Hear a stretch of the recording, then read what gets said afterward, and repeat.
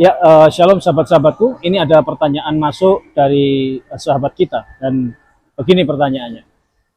Pak, kenapa aku mendengar lagu rohani, air mataku mengalir, tidak tertahan rasanya, nggak bisa berhenti. Apa penyebabnya itu ya Pak? Oke, baik. Jika itu pertanyaannya, maka begini jawabannya. Mengapa air mata mengalir saat mendengarkan lagu-lagu rohani? Menangis saat mendengarkan lagu rohani adalah satu fenomena yang dapat terjadi karena berbagai macam alasan, baik itu dari sisi positif maupun sisi negatif, sesuai dengan kondisi hati dan respons seseorang terhadap pekerjaan Roh Kudus atau faktor-faktor lainnya. Nah, pada kesempatan kali ini saya akan menjawabnya dari kedua sisi tersebut, yaitu sisi positif dan juga sisi negatif daripada fenomena mengalirnya air mata saat kita mendengarkan lagu rohani. Oke, yang pertama saya akan membahasnya dari sisi positif terlebih dahulu. Sisi positif. Yang pertama itu adalah pekerjaan Roh Kudus yang menggerakkan hati.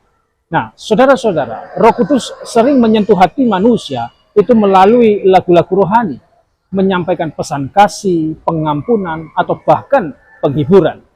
Nah, respons berupa air mata itu mencerminkan kehadirannya yang menggerakkan hati seseorang tersebut. Nah, satu contoh pekerjaan Roh Kudus yang menggerakkan hati seperti yang ada di dalam Kisah Para Rasul 2 ayat 37. Dikatakan di sana apa? Ketika mereka mendengar hal itu, hati mereka sangat terharu. Saya akan coba jelaskan sedikit bagian ini. Nah, frasa hati mereka sangat terharu mengungkapkan respons emosional dan spiritual yang mendalam dari orang-orang yang mendengar khotbah Petrus pada hari Pentakosta. Sekarang mari kita pelajari beberapa hal lebih dalam tentang bagian ini. Supaya apa? Supaya kita itu lebih mudah memahaminya. Yang pertama adalah makna kata terharu.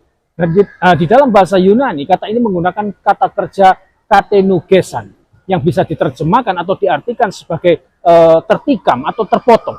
Kata ini menggambarkan perasaan yang sangat terguncang, terdakwa, atau tersentuh secara mendalam, seolah-olah hati mereka itu tertusuk oleh kebenaran yang baru saja mereka dengar.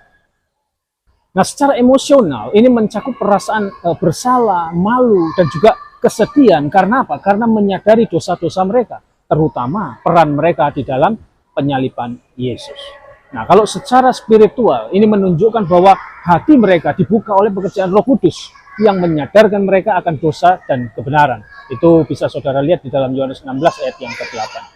Kemudian yang kedua, penyebab terharunya